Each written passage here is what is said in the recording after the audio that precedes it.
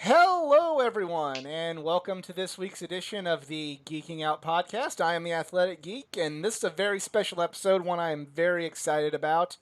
Joining me this week is Erik Hodson, who has basically made the perfect blend of what my channel is about, including comic books and pro wrestling.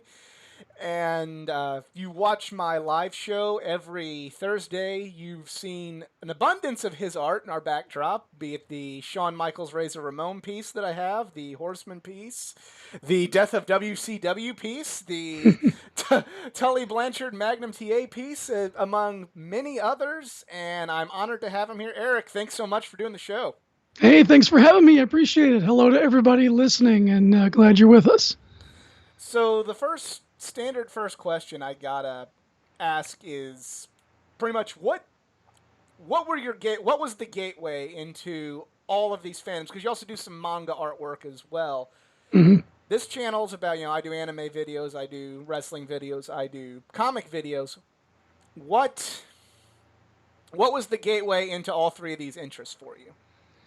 Well, it all started when my dad gave me his collection of comic books, and unfortunately, he didn't have any of those priceless number ones or key issues. It was all of his favorites, but nonetheless, I had a cornucopia of 60s and 70s books that I just dug into and enjoyed, and that got me in my love of comics and got me on a love of storytelling. So I pretty much only ever wanted to do comics as a profession, and I guess what you could say is how I when I got to art school, I had dollar signs in my head, thought I'd make it rich as a Hollywood special effects producer or work in the games industry. So I went into 3D animation and design, and quickly found out that that wasn't really where I needed to go because I still loved comics.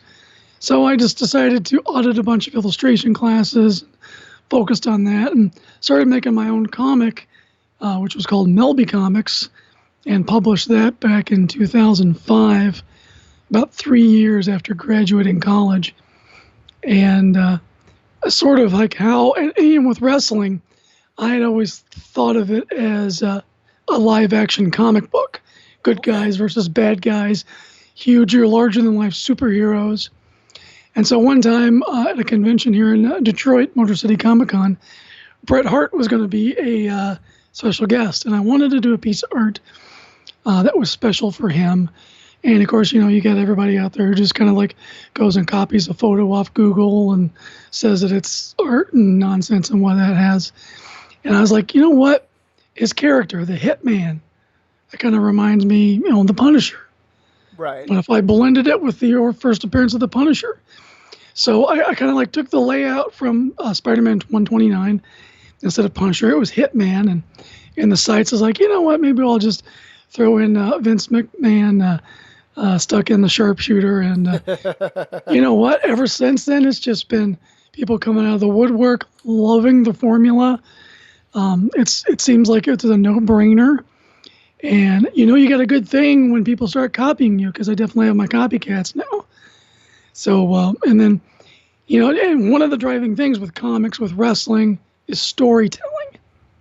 And that's why I'm really into anime and manga, is because the characters are story driven.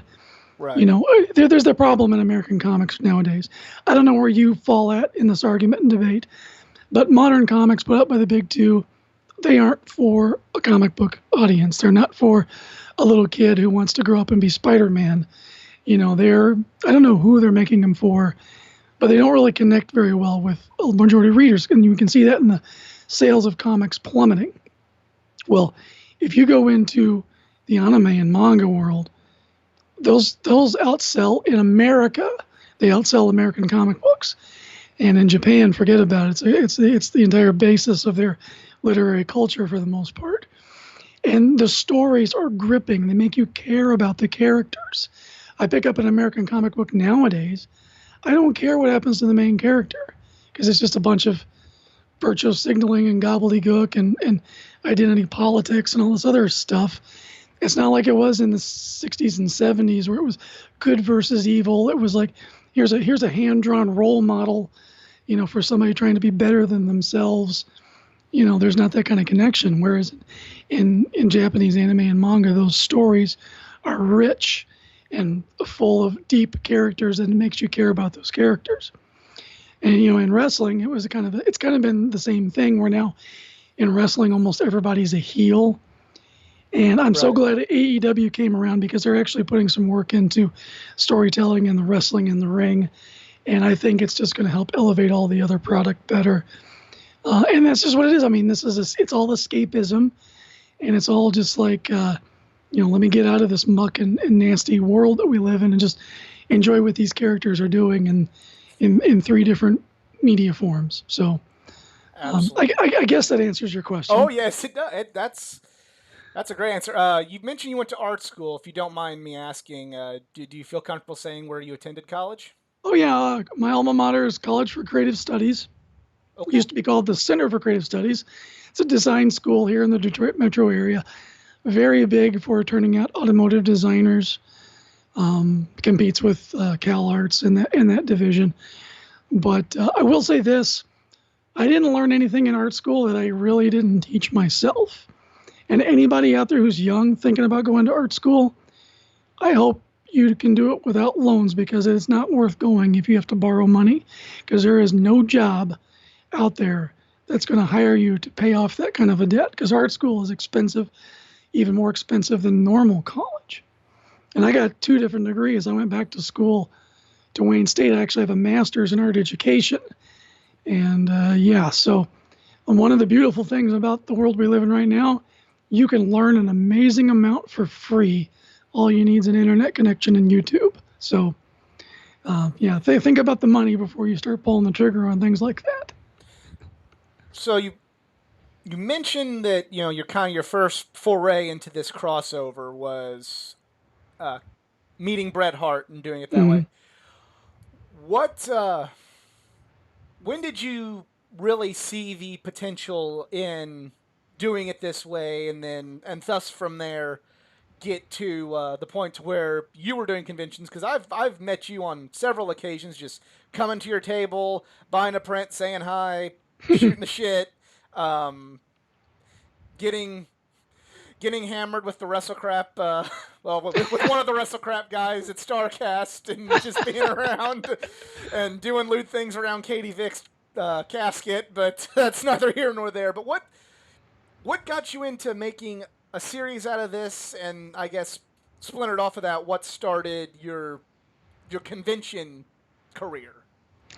Well, when I started just focusing on the art instead of my original crappy comic book, and it was pretty crappy. I was just starting out. It was kind of a black and white, satirical, cartoony nothing, and didn't really have the legs. Um, what really catapulted me into doing this was I could no longer work like a regular job anymore. I've got this weird illness called scleroderma, and it's an autoimmune disease. It's rheumatological, like severe arthritis, and it really like put a damper on my physical ability to do things. My hands are really I mean, you've seen me in public. You've probably noticed my hands are really kind of curled up and don't have a wide range of motion. And I had gone back to school and got my teaching degree, and I was teaching in an inner city Detroit school. And there was a tornado drill or a fire drill or something. And my disabled ass almost got trampled by my own kids going down the stairs. And then I realized at that moment, I can't do this job. I love teaching, I love children, but I can't do this job. And I needed to do something that I had control over the hours that I would do it and whether or not I would actually do it or not. And becoming a convention artist, it got me back into my love of comics, my love of drawing and doing art, and gave me a little bit of an income to supplement, my disability and all that. But it was really out of necessity to get back into conventions, because it was the only way I could see to bring in any support income for my wife. And it's still like, I'm not one of those type of people who can just sit around and do nothing. Right. I would die in early age if that was what I was forced to do. So I had to figure out a way to overcome my disability to where I could still draw And that meant limiting my time, limiting my, taking breaks and things like that, but being on my own schedule. So I had to be my own boss, and that got me back into the conventions. And once we started seeing um, some money coming in, enough to keep doing it and help out, pay a couple of bills, I knew I had something. And to answer the second part of that question about the wrestling and the comic art gimmick, it's the fans. The fans love this so much. It connects with them because it tells wrestling history, which we don't get enough of. It really floats the kayfabe behind the wrestlers. Right. And there's two different types of nostalgia because the iconicness of the classic comics, we all of us who are into comics, we have a vehement love for those old key issues, those old stories. Then just the nostalgia factor there is built in also with wrestling, and it's just a 2-for-1 success. If the fans didn't like this, I would probably do a little bit here just for my own enjoyment, but really it's driven solely by the fans and their desire to have more of this. I have an unlimited amount of ideas just from fans, and I have a small collective of some fans of mine that have turned into some of my best friends who I float ideas to, or if I'm stuck, I'm like, because you can't watch everything. Right. I haven't seen an ROH show in a long time, Well, and you're not missing much. but No offense once, to any ROH fans listening, but you're not really missing a whole heck of a lot right now. but see, that's the thing though. There's a lot of product out there, and so I really rely on my fans. And it's like, hey, I need to do a story about these guys. Do you keep up with this? And I've always got one friend who that's what they keep up with, and they'd be, oh, sure, this, and this, and they help keep me better informed to create something that's really a better piece of art for folks like you to hang on your walls.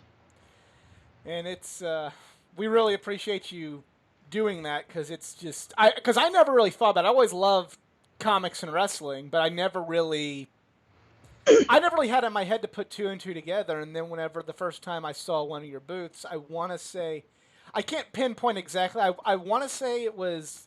Have you been to Indiana Comic Con? I mean, I've been doing it for so long. Oh yeah, I want to say it was there, either in 2015 or 2016. And that's the first time I'm really seeing all this. I'm like, oh, look, there's the Horseman, and there's Bret Hart, and I'm seeing all this. Like, wow, this is awesome. And um, I've bought a couple, just like, because the problem with going to conventions is you buy a bunch of stuff and then you get home, you're like, I don't know where I can put this. goes in a closet, goes in a binder. I have Neil Adams signed prints that are just in a box. Yeah. Just because I'm like, well, but I want to hang up this art piece or I want to hang up this signed picture.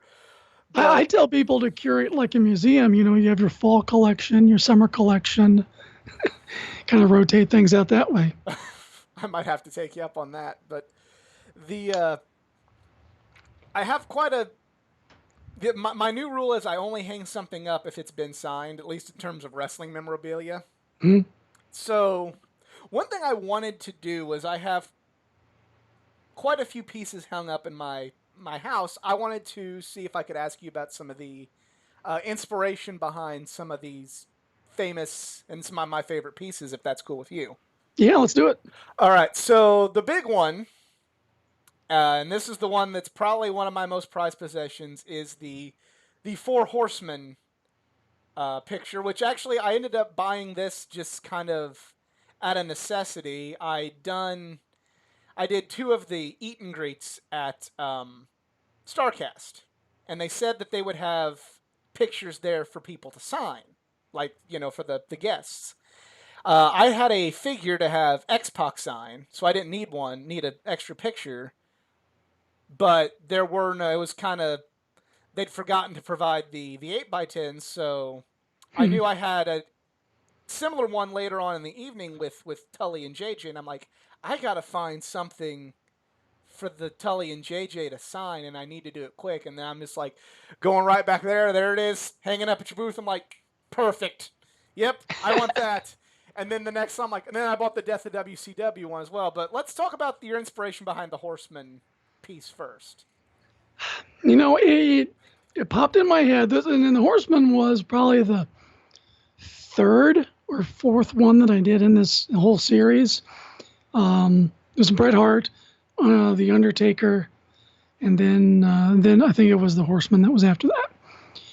And Four Horsemen.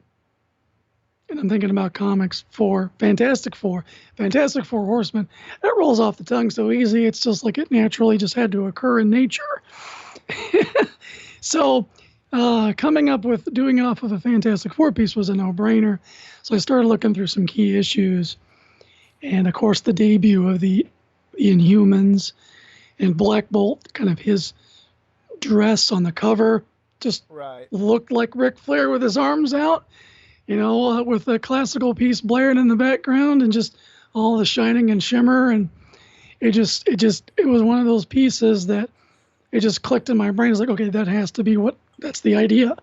There's no need to hem and haw or think of something else. That's the idea. That's how it has to be. And it just came together so easily. And it's been probably one of the most popular pieces. I know I've got one that has everybody's signature on it. You've told me that yours has everybody's signature on it. Yes. And it's one of those, it's become a mission piece. Oh, yeah. A lot of other people take around with them to the country and they just collect the signatures on it. So it's a great thing.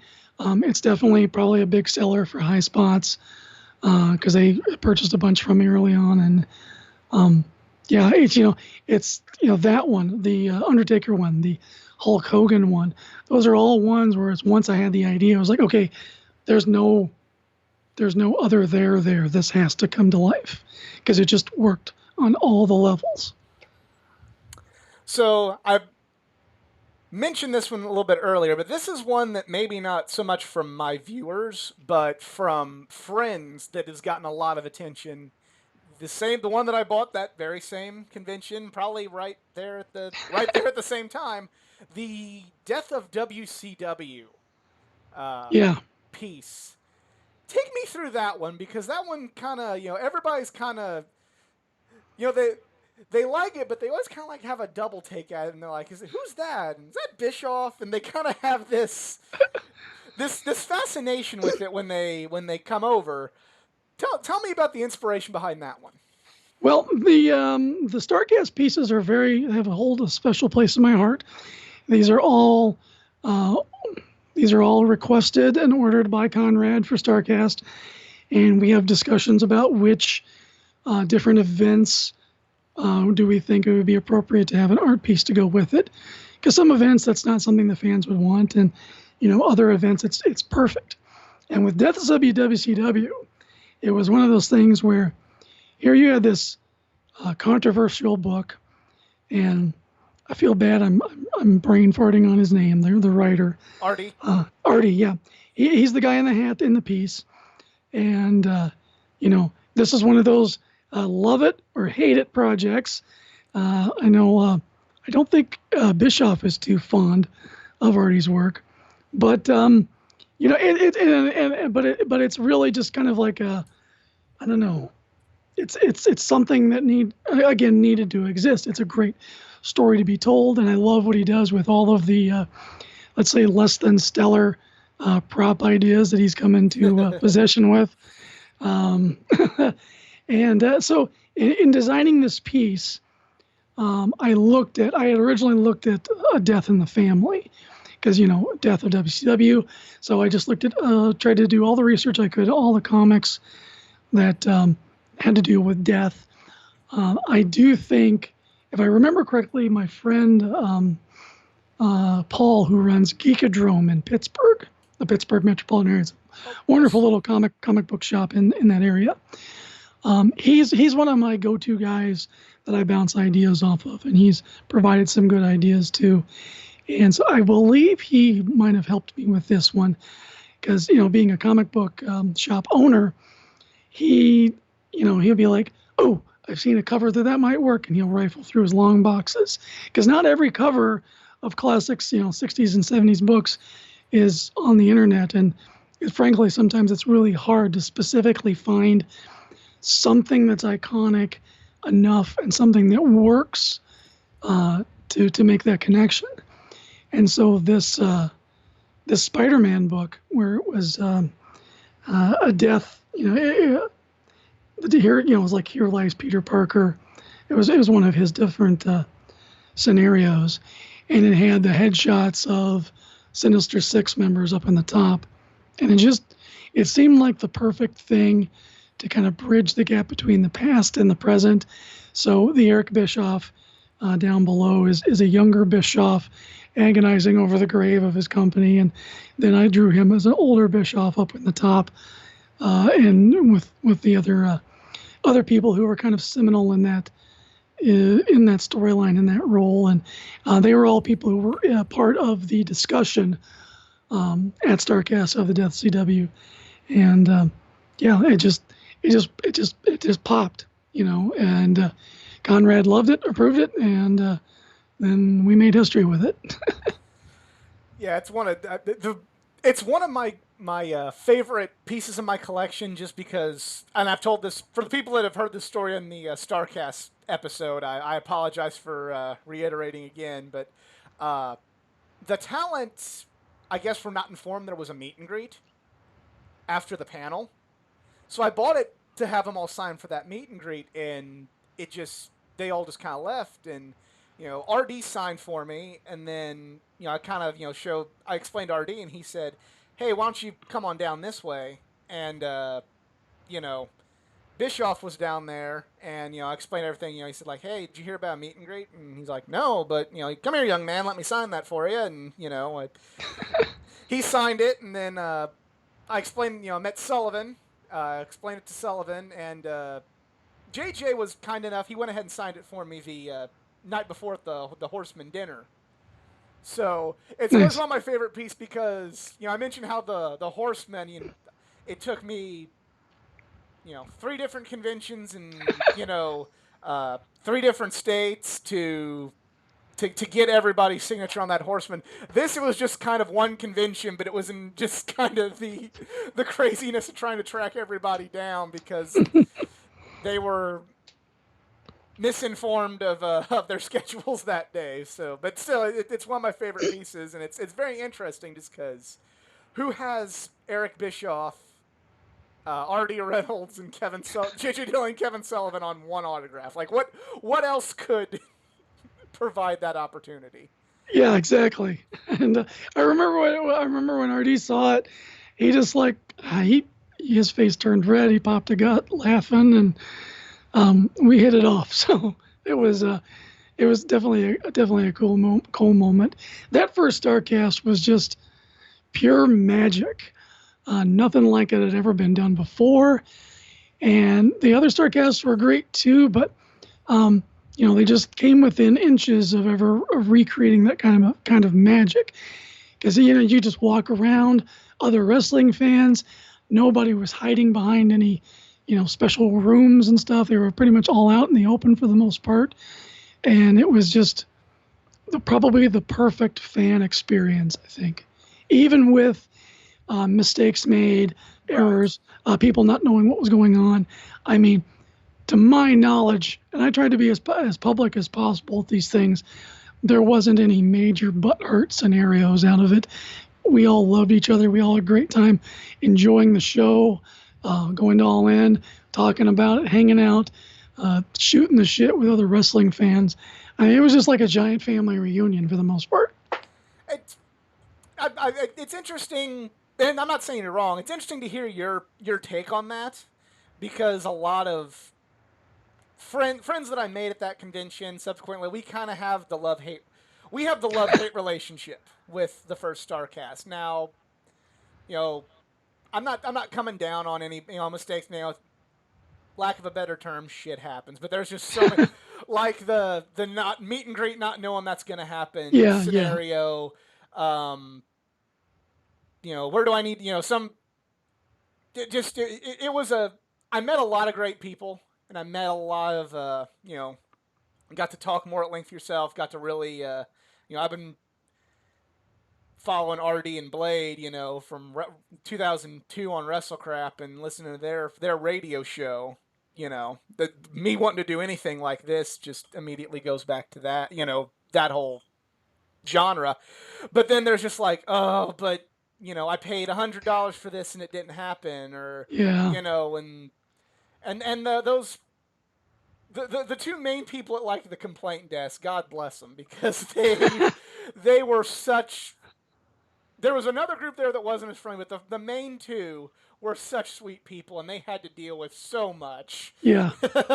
Yeah. I am really grateful for Maureen. She, for people who don't know who she is, she used to work for Highspots. She works with NWA now. This wasn't her first rodeo for convention going.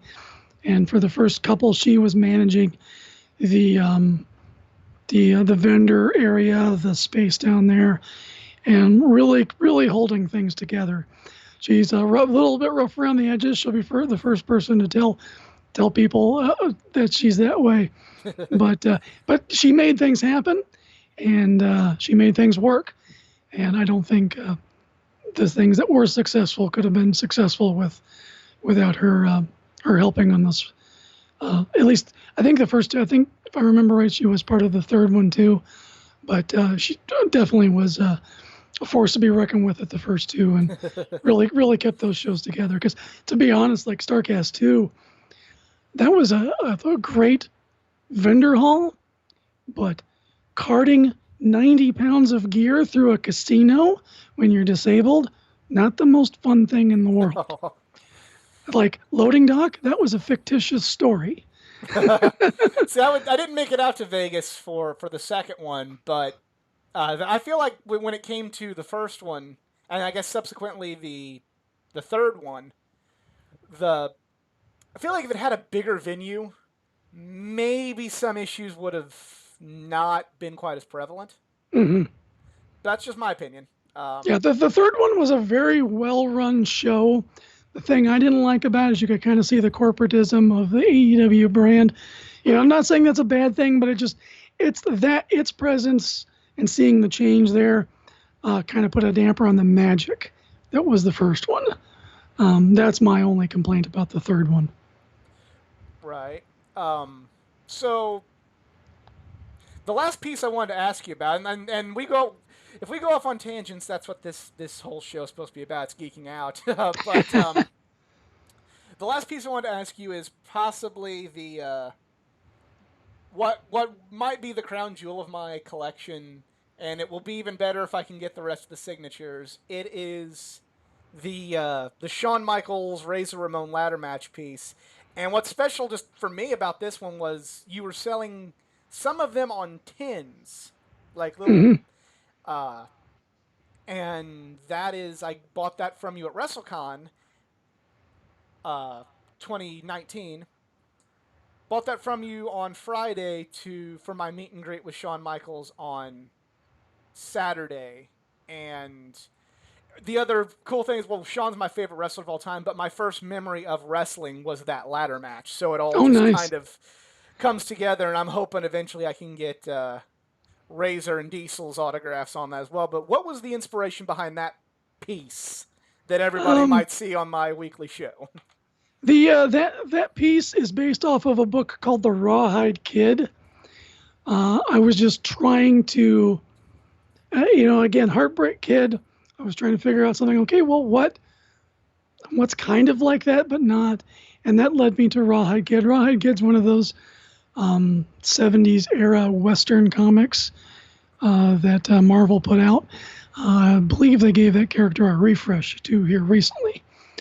But anyway, and when I was looking through some of the different covers of Rawhide Kid, I just saw a good fight scene. It was like going on like an OK Corral punching and fight scene. And I always look for iconic covers that would easily be like a wrestling. It's really hard to do wrestling when someone's shooting their laser beams or their repulsor rays out of their hands, and you got things like elements like that to address. But when you've just got two people duking it out, kind of like the Incredible Hulk covers. Is always like two big, massive creatures going at it. Makes it much more conducive to imagine those as wrestlers. Right. So this issue of Raw Kid had this slugfest going out, and I was like, okay, well, now this is a Shawn Michaels piece. What are some of his highlights? Who could I have him going up against? And my mind immediately went to WrestleMania 10 with that historic ladder match. And I thought, well, good. If I do that, that gives me a twofer. And Diesel was, Nash came out in Shawn Michaels' support. You've got 3 founding members of the Clique there, the DX ties and NWO and all of this stuff. And it's just like, how can I not do something? Number one, historically, as you mentioned, that's one of your first memories of wrestling. Right. Yes. My first memory of wrestling is seeing the Slam heard around the world. Oh, wow. So, yeah, I'm 40. I'm 42. So, my wrestling history goes a little bit back a ways, but but that's another driving factor, and I think that's why fans love my work as much as they do. Is when I hit that wrestling memory that they have, it just clicks, and they are instantly transported back to their childhood when they were exposed to that, and it's just a good, warm-hearted feeling, and that's the kind of thing that fan art or pop culture should do.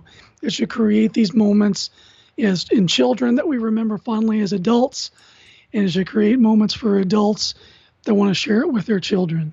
And I think that's one of the magical things about wrestling is it's generational. Unfortunately, my daughter has no interest in it. I'd like to think though, if I'd have a son, we'd be body slamming each other out in the backyard. So you mentioned earlier, and that you've noticed, and I've noticed as well. You said you've got some copycats out there, Mm-hmm. and I'll fully admit I've bought artwork from these copycats when you weren't around. It's no.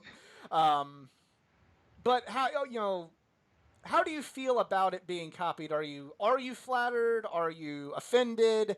Is there do you know some of these people that have taken that style? Is there a mutual respect? I mean, what do you feel? Are you okay with it, or what do you feel comfortable discussing with that? I guess I should ask. Well, I'm pretty much an open book, and so I'll just put it this way. At first, I was really butthurt by it because the main guy orchestrating it out there, I'm not going to name any names. We had mutual discussions, and I wanted to support the work that he was doing. And I was like, hey, people like what I'm doing. How about I do this for you, for your comic and whatnot? And never heard anything back from that. It was like, this is a kind of a cold shoulder situation. I'm like, yeah, okay, whatever. I thought we could, mutually help each other out, but whatever. And then I get people bringing these things up to me and like, hey, would you sign this? I love this. I'm like, I didn't draw that. Look, this face is wrong. I wouldn't have done. And this doesn't even work as a wrestling cover because, number one, it just doesn't fit. With my stuff, I anguish over doing the research, not only on the wrestling side but the comic book side, to make sure these things fit like a glove. Right. And it seems to me that my copycats, and yeah, nowadays I do kind of see it as a, it's what's the saying?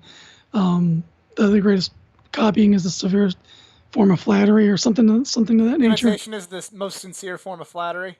Yeah, and so I look at it as like, what, everybody's got to have their NWO sting, so I guess those guys are my NWO sting, and it is what it is. Those of you who are wrestling fans, if people actually drawn to look like who they are is something that you're a stickler for, I'm a stickler for that as well. If you appreciate the time and effort to making sure that the homage to the comic is equally homage to the wrestling and vice versa, I don't want to do either one a disservice, then that's what I'm all about too. and I try to make sure that near my signature, I give credit to the original comic artist. It'll say like after Kirby, after Bushima, whoever. And I've had a few fans like, why does it say this on there? I'm like, well, because the original artist who created that cover, I wanted to give them credit because they came up with the idea that I borrowed so that I could make something great for wrestling fans.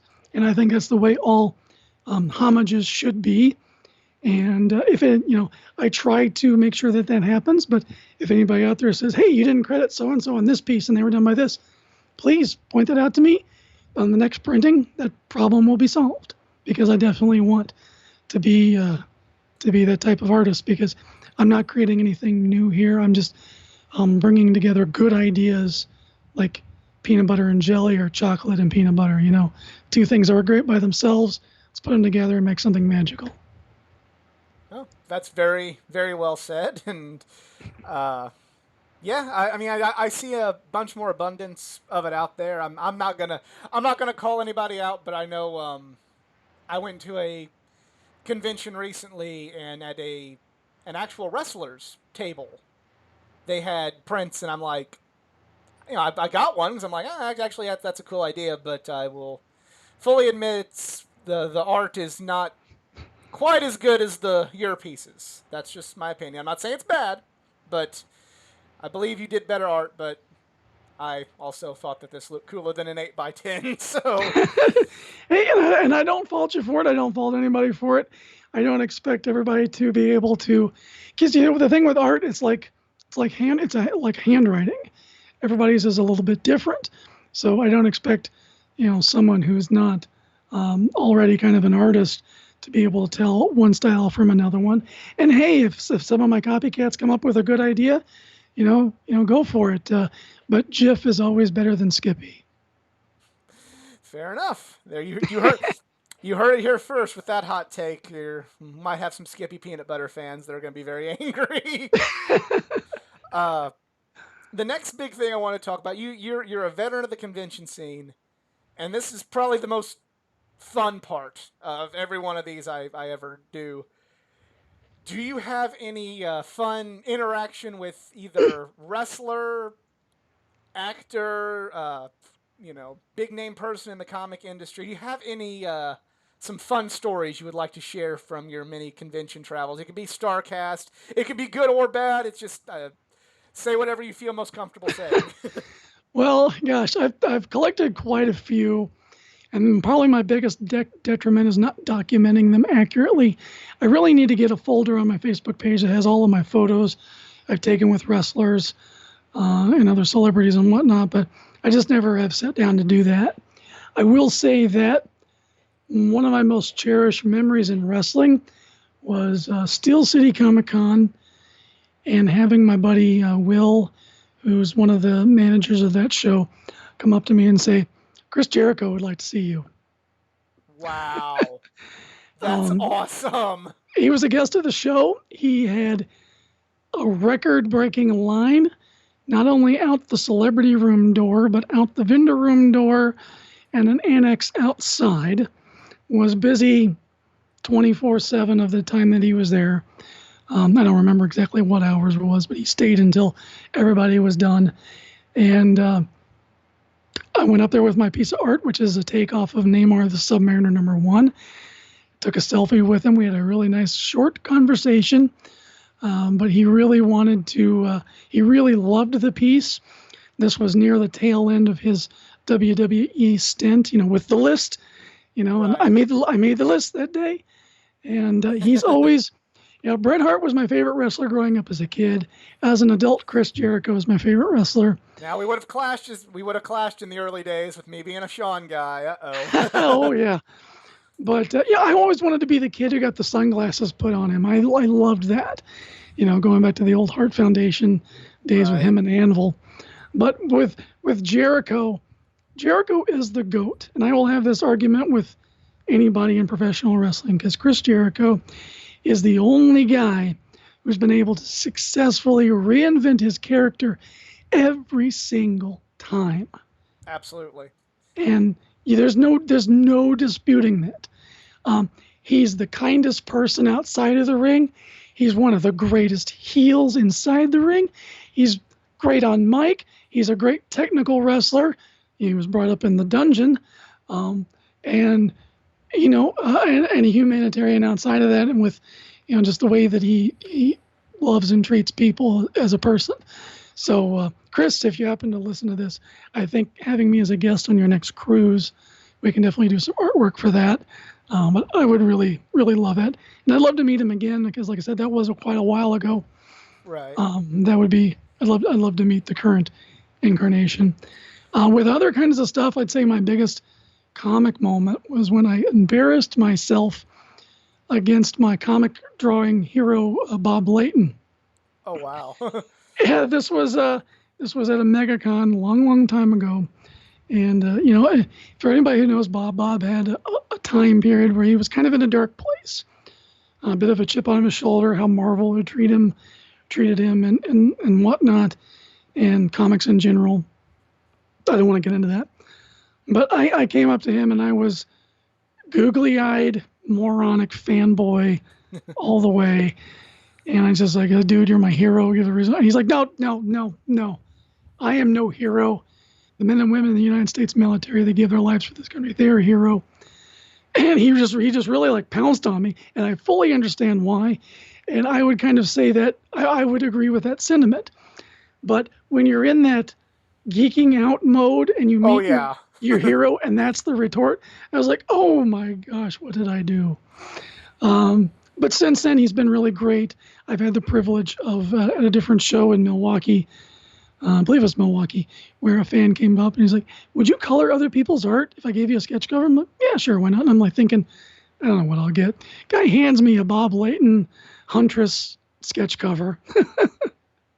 So I'm coloring with my markers over the guy who basically got me into drawing comics, and trying not to shake too much to hopefully not ruin this wonderful piece. and an hour later, the fan comes back, gets it, is overjoyed, goes and shows it to Bob. Bob comes over, gives me a great old bear hug. Yeah, you did great, man. This looks awesome. So, well, that's good. Kind of makes up for it. You going back to Jericho? My one memory meeting Jericho was at a Wizard World convention. I'm not going to rant on how I feel about Wizard World as a company, but they booked Jericho. It was 2014 in St. Louis. They booked Jericho, and I was doing a Joker cosplay, so I'm in his autograph line, and you know how that goes, and he had quite the line, and he was trying to be nice to everybody, especially the children, trying to really, give them the time of day. So the first thing I wanted to ask Jericho was, he mentioned in his book about, when he would get booked for Nitro, he would do what's called the Nitro dance. And he actually says in the book, if you ever meet me and ask me to do the Nitro dance, I'll do the Nitro dance for you. So that's what I asked him about, was the Nitro dance.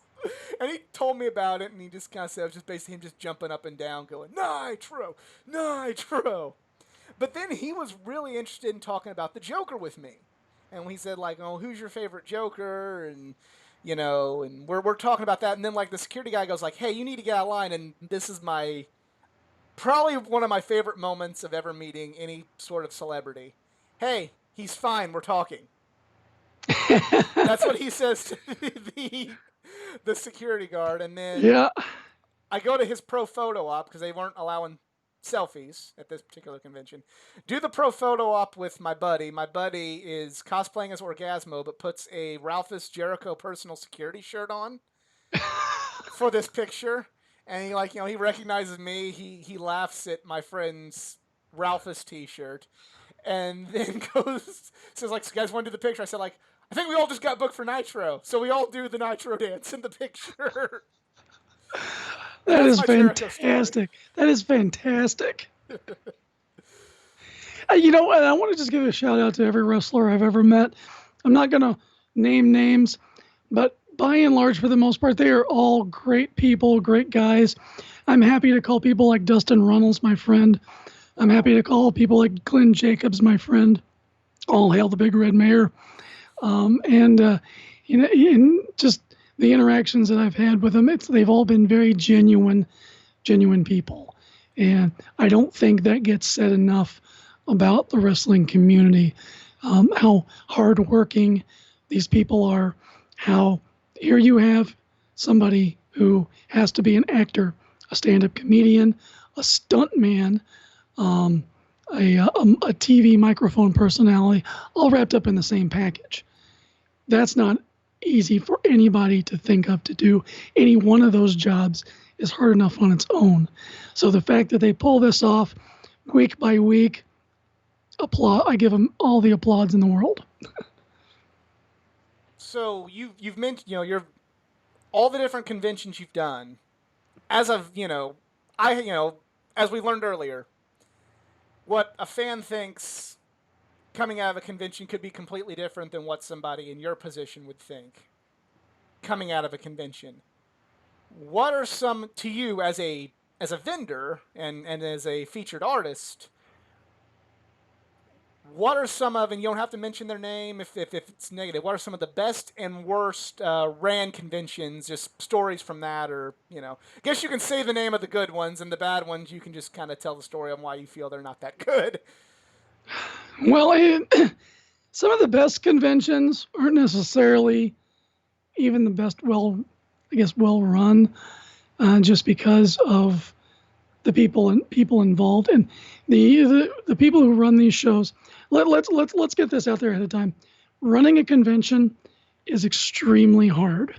You're running a temporary multi-million-dollar business, especially when you consider the halls and what they cost, and larger promotions that do several shows over the years, several shows during the year.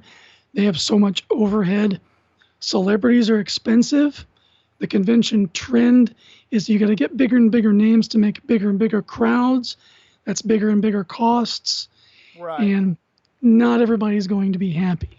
So, there's really no perfect con that gets it right. I will say the ones I look forward to the most, it really boils down to the people in the town. There's a phenomenon in Comic Cons that I've seen where a town, city, whatever, they adopt that show as their own. It could be an outside promotion show, like with Indiana Comic Con, for example. Lots of shows have tried to call Indianapolis home and failed.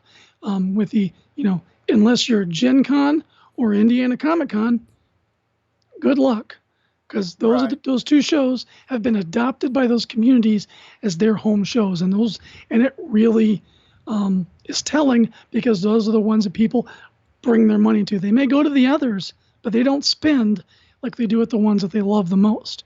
So Indiana Comic Con is a highlight. Denver Comic Con is a highlight. Salt Lake, it's not Salt Lake Comic Con, it's Salt Lake Fan Expo, Fan Experience, or whatever it's called now. That's one of my favorite shows. The people in that city are just tremendous people. Great restaurants, great food. The people who run the convention are largely pretty good, although they recently changed their staffing company, so we had to get used to whole new volunteers. But the ones that they had previous, they were top-notch, awesome people, and it's just that kind of thing, and the people involved. So, whatever your favorite con is, I am glad it's your favorite con. It doesn't, the promotion name, like, some bigger promotions, they have a bad rap. Maybe it's a question of needing to par down and only focus on 2 or 3 shows. Right. Maybe that's the answer. But then again, you go to like Steel City Comic Con in Pittsburgh, 3 shows a year, except for 2020, obviously. Right. But consistently great show, great people that are running it. And I'm a collector myself. I collect lots of 80s toys, figures, vintage lunchboxes, G.I. Joe anime statues. I always find something at Steel City Comic Con. It's not like go to the big ones and everybody's a Funko Pop dealer.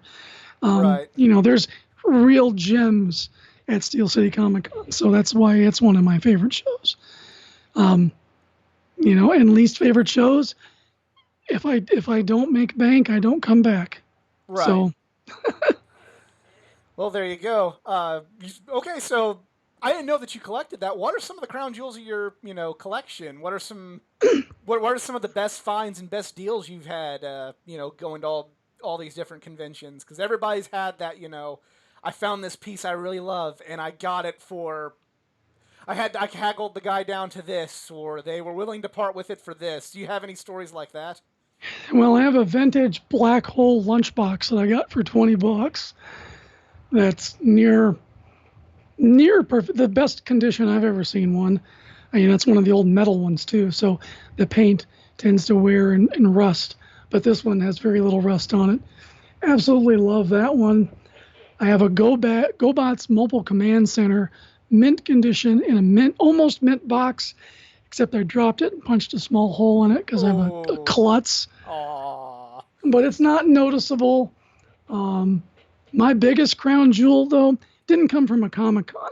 It came from Australia, and it's a near complete Tyrannosaurus Rex from Dino Riders. And that's a toy that ranks up there with like the USS Flag as a toy I always wanted as a kid, but my parents could never afford to get me. And so it's like, I'm an adult. I got a birthday and Christmas this year. I guess this is the only present I'm getting. And, and the currency conversion between United States dollar and Australia made it very reasonably affordable. I could sell it here in the States and make profit on it. But I'm never going to, because that's, that is my crown jewel right now.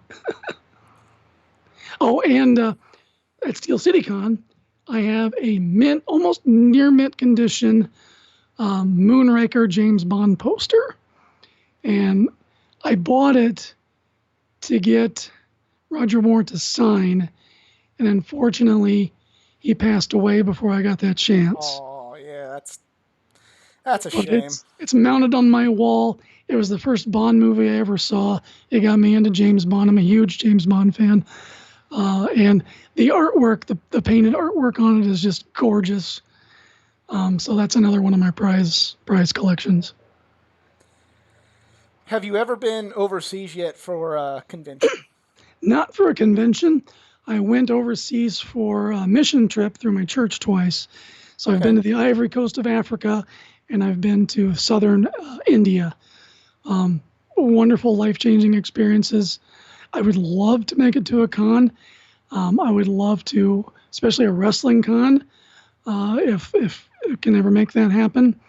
And I'm planning right now a trip to Japan in 2023 for our 20th wedding anniversary. Oh, wow. Hoping to do it in the fall, so maybe I can time it and be part of Tokyo Comic-Con, but the planning stages are just starting for that. And again, my love of anime and manga. My wife's been teaching herself Japanese for 3 years, so it's a family thing. One of the things that we bond over, and we're really looking forward to that trip. I want to take in a Maki show. For those who don't know, just imagine live rock concert, pro wrestling, and stage drama. And my favorite female pro wrestler, Akira Shida, she's very big in the Maki scene. And she's wonderful in that as well. And I definitely want to I would love to catch a New Japan match, because that would be stellar to see that in native Japan. This would be something I was going to ask you off camera, but since you just created the perfect segue. Are you a New Japan fan, and have you thought about maybe using that manga style of art to do covers for New Japan wrestlers? I have. It's one of those things that goes on my to-do list, along with doing like DX Army for the G.I. Joe Marvel cover, and some of the other really great ideas that I just haven't gotten set down to do. Mostly because I prioritize. Well, right now I'm working on the Roddy Piper comic book, and I got to get that finished. It's called Roddy Piper, the Kilted Avenger. It'll be distributed through Pro Wrestling Tees website. They're the ones that handle the licensing for us, and I got to finish getting that drawn. So I've been working on that solid for about 2 years now. It's a 52-page graphic novel. So once that cat's out of the bag, I'll be focusing on my own property, Dreaded Dinosaur Man, which is a webtoon, and getting to some of these long list of wrestling covers that I want to get done. And I definitely have thought about doing like New Japan anime stuff. But yeah, again, it's like I wish I could clone myself and have some people working on some other things. Because You could be Erik Riley. well, to be honest, If you get the joke there. I have this creative ADHD where I get bored with a specific type of thing, and I have to stop and do something else, or I'll get distracted. Right. Like I want to make toys. I have a 3D background, so I got a liquid 3D printer because I want to make my own action figures. There's a lot of time to be involved in that. My own comic book IP, Dreaded Dinosaur Man. There's a lot of time involved in that.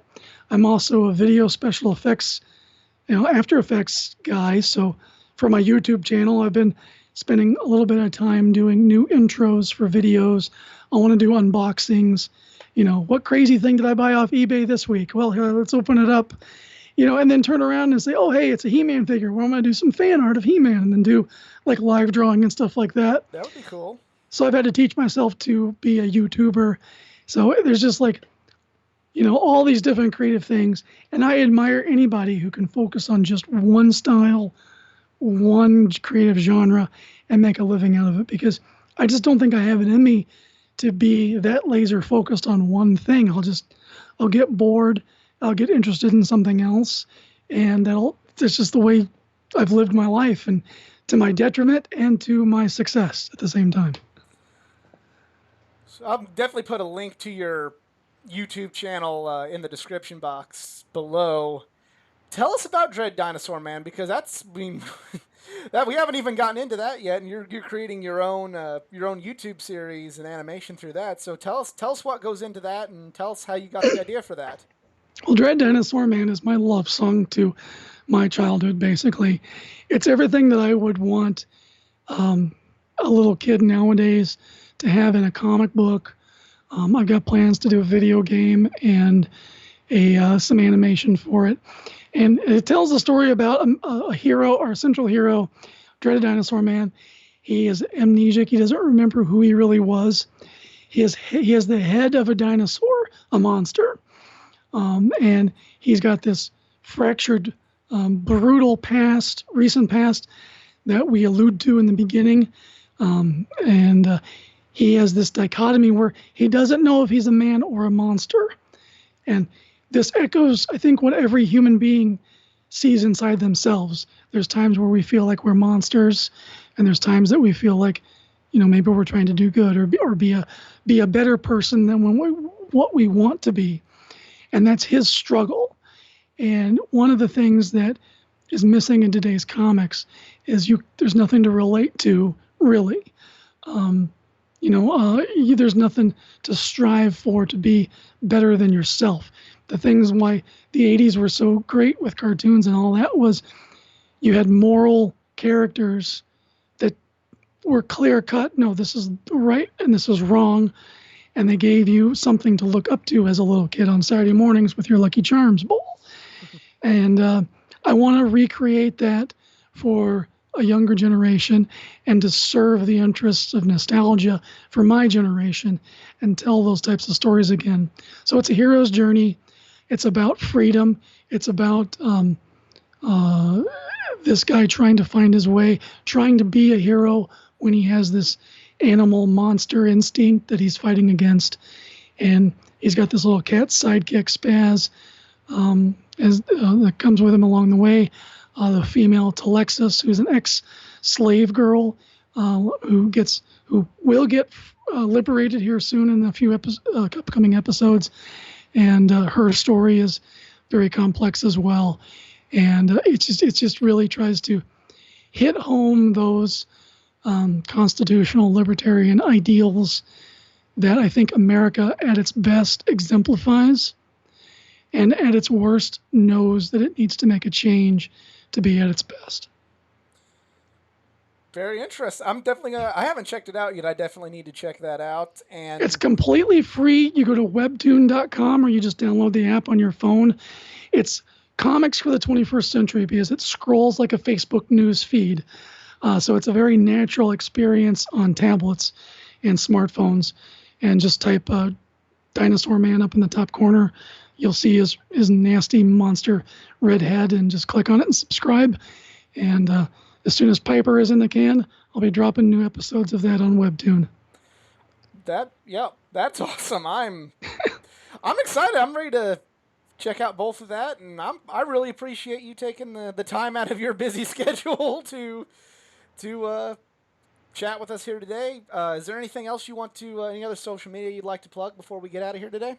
Well, it's at Dreaded Dinosaur Man on Instagram, Twitter. You can find my Facebook page just by doing Dinosaur Man or Dreaded Dinosaur at Dreaded Dinosaur.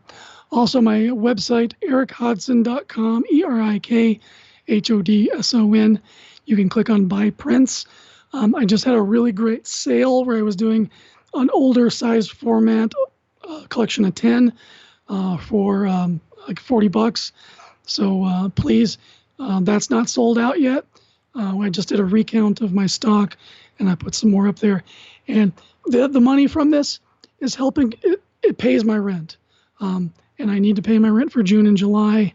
So I'd appreciate anybody who can, if you can afford to, go there, pick up a couple of posters, some stickers, and help me pay my rent. I really appreciate that. But also support my work that you can buy through Highspots. That's my stuff for them is exclusive to them. You get it autographed by the wrestler. It's an amazing thing. I'm really, truly grateful for my relationship with them, and look forward to getting back into the convention scene and seeing all of you wonderful people. I could not do this without each and every one of my fans.